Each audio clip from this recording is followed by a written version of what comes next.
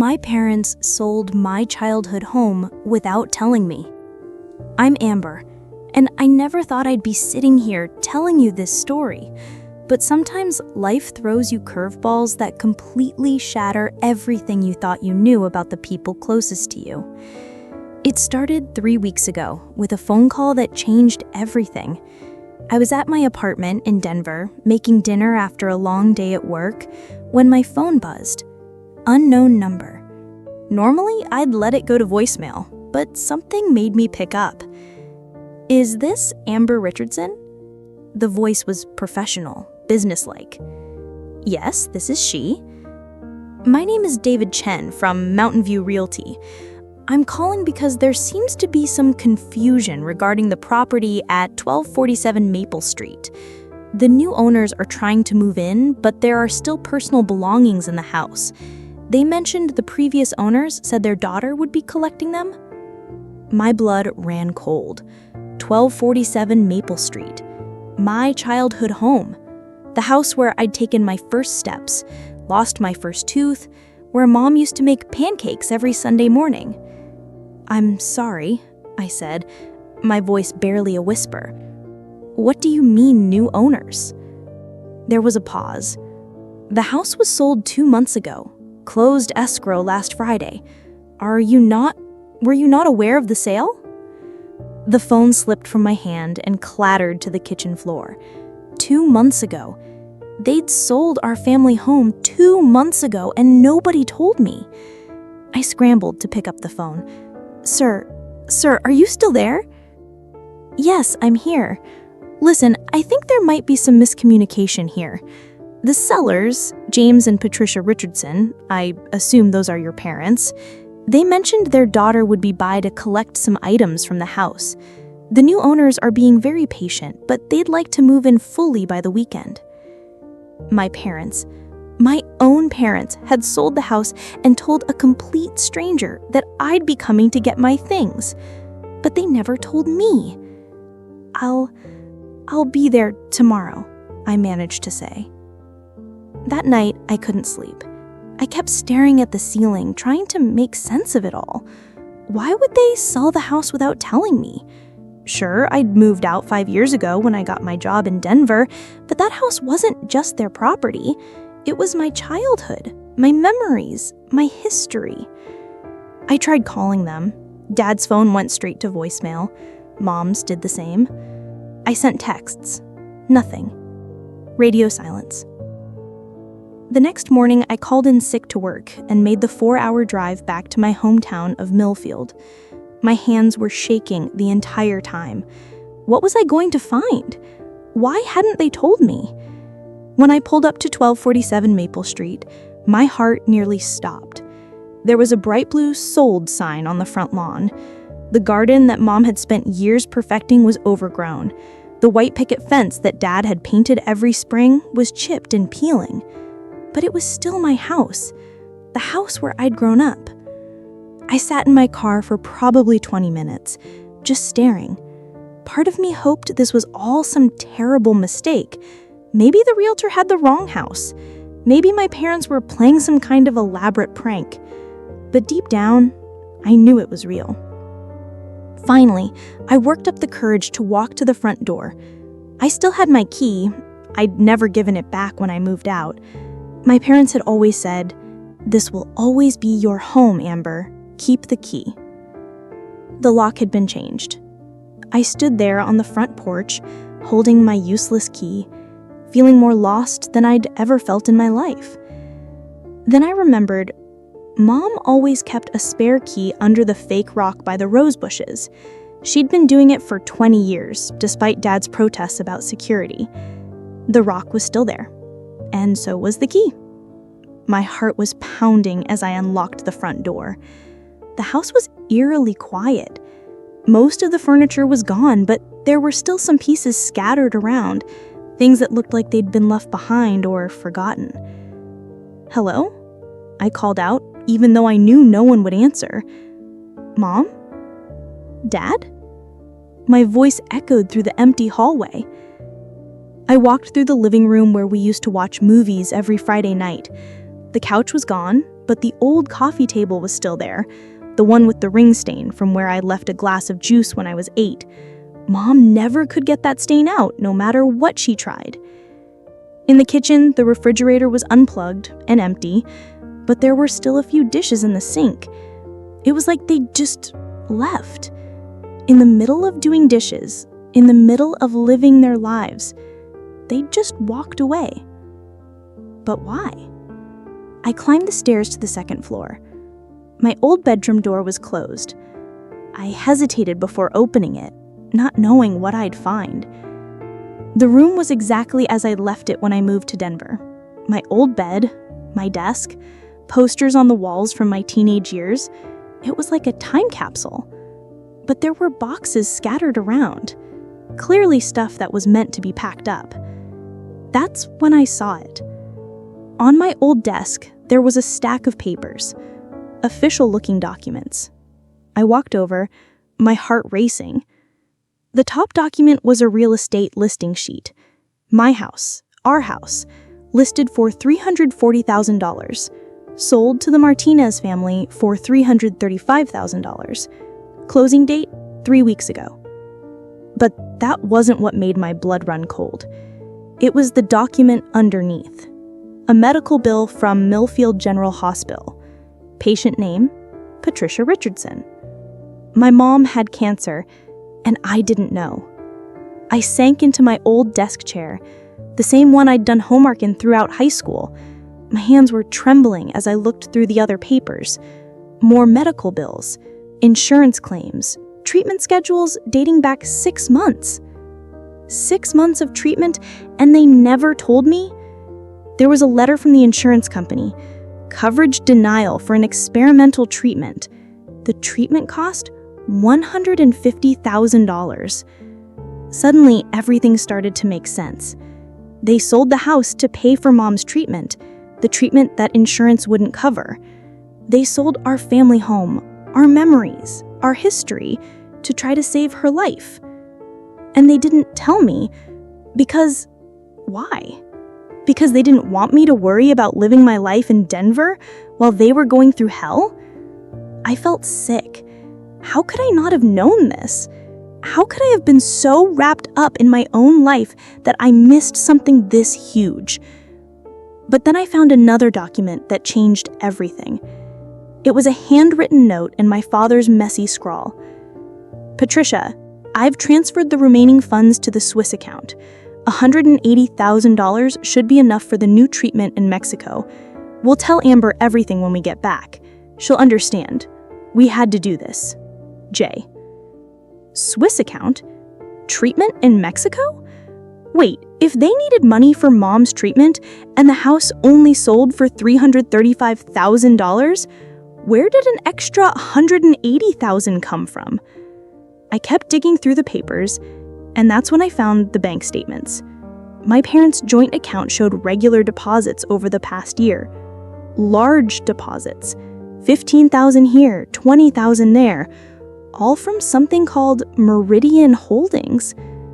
I'd never heard of Meridian Holdings, but those deposits added up to over $200,000.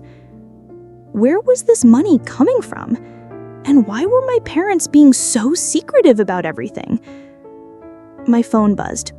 A text message from an unknown number. Stop looking through things that don't concern you. Some secrets are meant to stay buried. A friend. My blood turned to ice. Someone was watching me. Someone knew I was going through these papers. Was someone watching the house? I quickly gathered up all the documents and shoved them into my purse. Whatever was going on, I needed to figure it out, but not here, not where someone could be watching. As I headed toward the stairs, I heard something that made me freeze. A car door slamming outside. Footsteps on the front walkway. The sound of keys jingling. Someone was coming into the house? I tiptoed to the window and peered through the blinds. A black SUV was parked in the driveway. 2 men in suits were walking toward the front door. These weren't the new owners. I could tell from their body language that they weren't here for a friendly visit. My heart was racing. I needed to get out of here, but the only way out was through the front door, and that's exactly where they were heading. The front door opened. Search the place. Find anything that connects them to the Meridian account, and if the daughter shows up... He didn't finish the sentence, but his tone made it clear that my showing up would not be good for me. I was trapped in my childhood bedroom with two dangerous men downstairs holding documents that apparently someone was willing to threaten me to keep secret. And the most terrifying part was I still had no idea where my parents were or if they were even alive. Hey, if this story is giving you chills like it's giving me, please hit that like button and subscribe, because trust me, you're gonna want to know what happens next. The footsteps were getting closer to the stairs. I had maybe 30 seconds before they reached the second floor. I drove for 20 minutes before I felt safe enough to pull over. My hands were still shaking as I parked at a gas station on the outskirts of town. I needed to think. I needed to figure out what the hell was going on. I pulled out the documents I'd grabbed from the house and spread them across my passenger seat. The medical bills, the bank statements, the mysterious deposits from Meridian Holdings, and that handwritten note from my dad about a Swiss account and treatment in Mexico. None of it made sense. My parents were the most honest, straightforward people I knew. Dad worked at the hardware store for 30 years. Mom was a substitute teacher. They weren't the kind of people who had Swiss bank accounts or mysterious LLC payments, were they? I grabbed my phone and did a Google search for Meridian Holdings LLC. What I found made my stomach drop. The first result was a news article from the Denver Post, dated 6 months ago. Local investment company under federal investigation for money laundering. The article was about Meridian Holdings being investigated by the FBI for laundering money through fake investment schemes. The company had allegedly been paying people to open accounts and move money around to hide the source of illegal funds. My parents weren't criminals. They were just desperate people trying to save Mom's life, and somehow they'd gotten mixed up with the wrong people. But how? And more importantly, where were they now? I scrolled through Dad's note again. Treatment in Mexico. That had to be where they went. But which clinic? Mexico was a big country. Then I remembered something. When I was going through the papers, I'd seen a business card tucked between the bank statements. I dug through my purse until I found it. Esperanza Medical Center, Tijuana, Mexico. Specialized cancer treatment. There was a phone number. My heart raced as I dialed. Esperanza Medical Center, how may I help you? The woman had a slight accent. Hi, I'm looking for information about my mother. She's a patient there, or she was supposed to be. Patricia Richardson. One moment, please. I heard typing. Yes, we have a Patricia Richardson scheduled for treatment next week, but I show here that she never arrived for her appointment. Is everything okay? Never arrived. They were supposed to be in Mexico, but they never made it. Can you tell me when she was supposed to arrive? She was expected last Monday. We've been trying to reach her, but the phone numbers we have aren't working. Last Monday. That was 4 days ago. Thank you, I said and hung up. My parents had vanished somewhere between selling the house and getting to Mexico, and those men in suits were looking for them. I needed help, but who could I trust? I couldn't go to the police. What if my parents really were involved in something illegal? I couldn't risk getting them in more trouble. Then I thought of someone. Marcus Chen, my best friend from high school. He'd become a private investigator after college. If anyone could help me figure this out quietly, it was him. I found his number and called. Amber Richardson, he said when he picked up. I haven't heard from you in forever. What's going on? Marcus, I need your help. Something's happened to my parents and I don't know who else to trust. I told him everything. The house, the medical bills, the mysterious deposits from Meridian Holdings, and that handwritten note from my dad about a Swiss account and treatment in Mexico. When he finished, there was a long silence. Jesus, Amber, this sounds serious. Where are you right now? Gas station outside Millfield. Okay, listen to me carefully. Do not go home. Do not go back to your apartment in Denver. If these people are looking for your parents and they know you're involved, you could be in danger. My blood ran cold. What are you saying? I'm saying you need to disappear for a few days while I figure this out. Do you have somewhere you can go? Somewhere no one would think to look for you? I thought about it. My Aunt Sarah's cabin, up in the mountains near Boulder. I don't think I've mentioned it to my parents in years. Perfect. Go there. Don't use your credit cards. Don't use your phone except to call me. Pay cash for everything. Can you do that? Marcus, you're scaring me. Good. You should be scared. Meridian Holdings isn't just some small-time money laundering operation, Amber. I've heard of them. They're connected to some very dangerous people. If your parents got mixed up with them... He didn't finish, but I understood. My parents weren't just missing. They were in danger. I'll call you in a few hours, Marcus said. I'm going to make some calls, see what I can find out. But Amber, be careful. And whatever you do, don't trust anyone else with this information. I drove to an ATM and withdrew $800 in cash, as much as my daily limit would allow. Then I stopped at a grocery store and bought supplies for a few days. Food, water, a prepaid phone. I felt like I was preparing for the apocalypse. The drive to Aunt Sarah's cabin took 2 hours through winding mountain roads. She'd left me the cabin when she passed away 3 years ago, but I rarely used it. It was too remote, too quiet. Now, that isolation felt like exactly what I needed. The cabin was exactly as I'd left it after my last visit 6 months ago. Dusty, cold, but peaceful. I built a fire and tried to calm my racing thoughts. As I sat by the fire, I went through the documents again, looking for anything I might have missed. That's when I noticed something strange about the bank statements. The deposits from Meridian Holdings weren't random amounts. They were very specific. $15,847, $18,293, $21,156. Each deposit was a precise, seemingly random number. But what if they weren't random? I grabbed a pen and paper and started writing down the amounts. Then I tried different combinations, different patterns. Nothing made sense at first. Then I had an idea. What if the numbers were coordinates? I took the first deposit, $15,847. What if that was 15.847? And the second number, $18,293, could be paired with it as coordinates. I grabbed my laptop and entered the coordinates into Google Maps, 15.847, 18.293.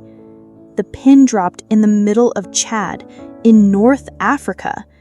That didn't make sense, but I tried the next pair, 21,156 and 19,847. This time, the pin dropped in Libya. I tried all the deposit amounts as coordinate pairs. Every single one pointed to locations in North Africa or the Middle East. What were my parents involved in? My prepaid phone rang. Marcus. Amber, I've got some information and none of it is good. Tell me. Meridian Holdings is a front company for an international arms trafficking operation. They've been using regular people who need money desperately, to move funds around and hide the money trail. Your parents probably thought they were just helping with some kind of investment scheme. Arms trafficking. My parents had unknowingly helped arm dealers move money around the world. There's more, Marcus continued. I did some digging into your parents' disappearance. They never made it to Mexico because they never left Colorado. What do you mean? Their car was found yesterday morning in a parking lot in Denver. It had been there for at least 3 days, according to the parking attendant. My heart stopped. Are they... I don't know. But Amber, there's something else. The FBI has been watching Meridian Holdings for months. They know about your parents' involvement, and they know about you. What? You're considered a person of interest. They think you might know where your parents are hiding. I felt like the world was spinning out of control. Not only were my parents missing and possibly dead, but now the FBI thought I was involved in arms trafficking? Marcus, I swear to you, I had no idea about any of this until yesterday. I believe you, but that doesn't matter right now. What matters is keeping you safe until we can figure out where your parents are.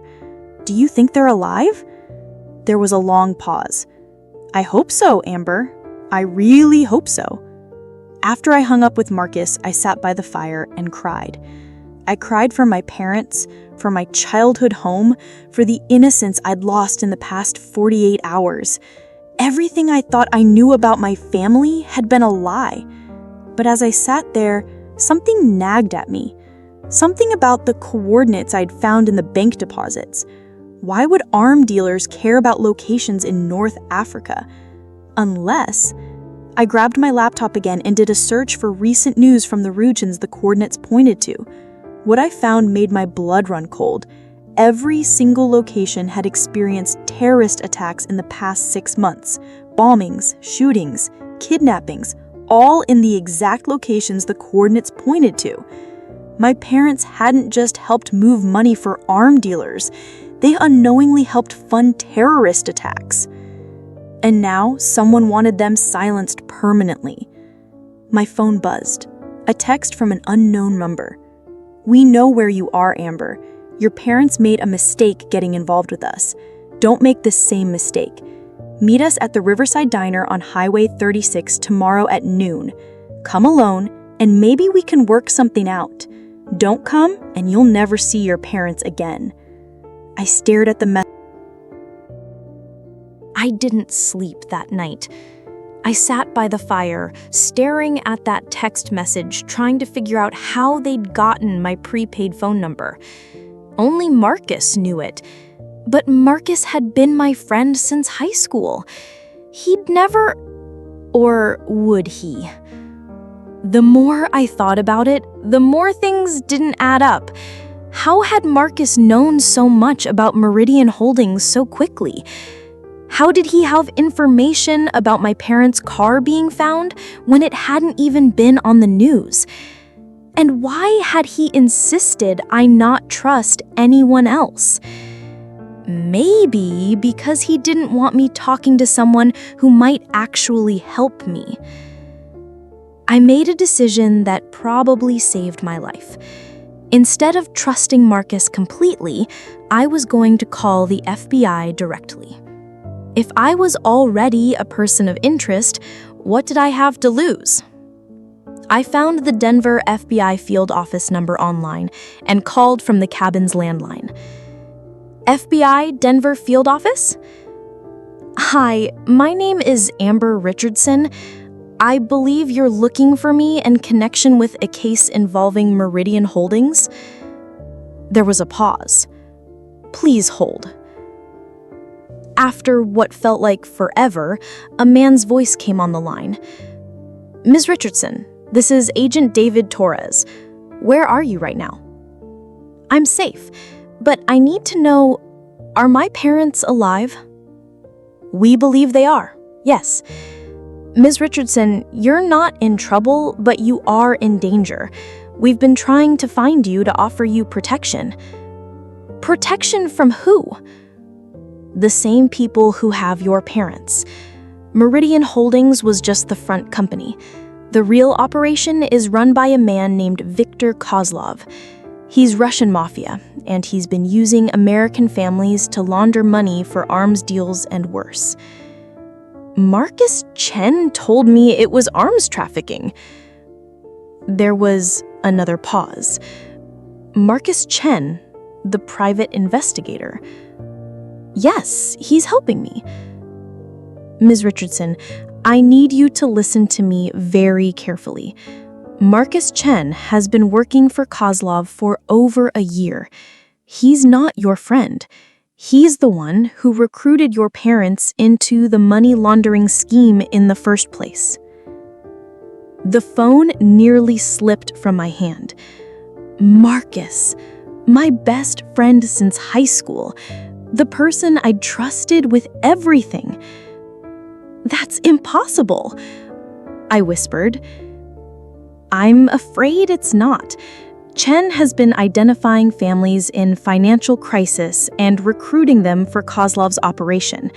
Your parents were perfect targets, desperate for money for your mother's treatment, isolated from extended family, with a daughter who lived far away and wouldn't ask too many questions.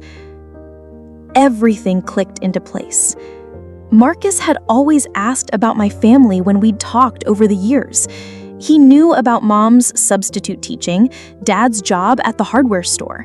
He knew I'd moved to Denver and rarely came home. He'd been gathering intelligence on my family for years.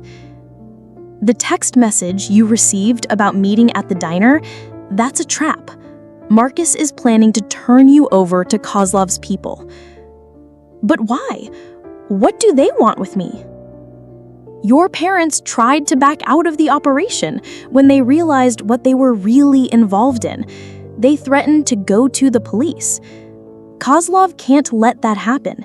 He needs them silenced permanently, and he needs to make sure you don't have any information that could expose the operation. I felt sick. Where are my parents now? We believe they're being held at a warehouse complex about 30 miles outside Denver. We've been conducting surveillance, but we need someone on the inside to confirm their location before we can move in. You want me to be bait. Ms. Richardson, I won't lie to you. It would be dangerous, but it might be the only way to save your parents and put an end to this operation. I closed my eyes. After everything I'd been through, it came down to this: walk into a trap to save the people who'd raised me, even though they'd made terrible choices that put us all in danger. What do you need me to do? Agent Torres explained the plan. I would go to the diner meeting as planned, but I'd be wearing a wire.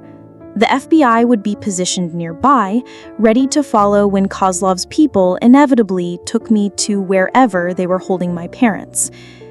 The moment we confirm your parents' location, we'll move in, Torres assured me. But Amber, and I'm going to call you Amber because I need you to understand this as a human being, not just as an agent. There's a good chance you won't walk away from this. I understand. Do you? Because once you walk into that diner, you're committed. There's no backing out, no changing your mind. These people have killed for less than what your parents know. I thought about my childhood home, sold to pay for medical bills.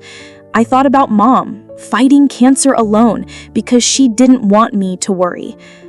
I thought about Dad, trying desperately to save the woman he'd loved for 30 years. They made mistakes, terrible, dangerous mistakes. But they'd made them out of love and desperation, not greed or malice. I'll do it. The next morning, Agent Torres met me at a rest stop halfway between the cabin and the diner. He fitted me with a tiny recording device and a GPS tracker. Remember, your job is just to confirm your parents' location. Don't try to be a hero. The moment we know where they are, we'll take over. What about Marcus? What happens to him? His expression hardened. Marcus Chen is going to prison for a very long time. He's been responsible for recruiting at least 12 families into this operation. 2 of those families are dead because they tried to get out. Dead because they tried to get out, just like my parents had tried to do. I drove to the Riverside Diner with my heart pounding. It was exactly noon when I pulled into the parking lot. I could see Marcus's car already there. He was sitting in a corner booth, looking just like the friend I'd known since high school. Same easy smile, same casual clothes. If I hadn't known the truth, I would have run to him for comfort. Instead, I walked over and sat down across from him, my skin crawling. "Amber, thank God you're okay. I was so worried about you." "Were you?" I asked quietly. Something in my tone must have tipped him off, so his expression changed. The friendly mask slipped, just for a second. "Of course I was. You're my oldest friend." "Am I? Or am I just another job for you?" He went very still. "What are you talking about?" "I know, Marcus. I know about Kozlov. I know about what you really do." For a moment, we just stared at each other.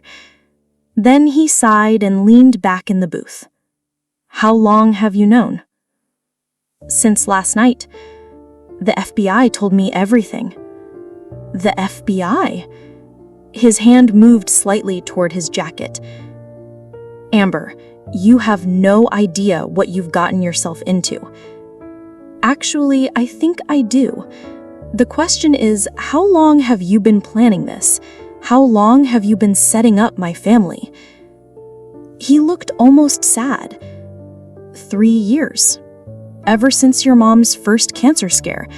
I knew it was only a matter of time before they'd be desperate enough to take the bait. 3 years. He'd been planning to destroy my family for 3 years. "Where are they, Marcus?" "Somewhere safe." That's not what I asked. He pulled out his phone and sent a quick text. "They'll be here soon to collect you, and then this whole mess will be over." "You mean they'll kill us all?"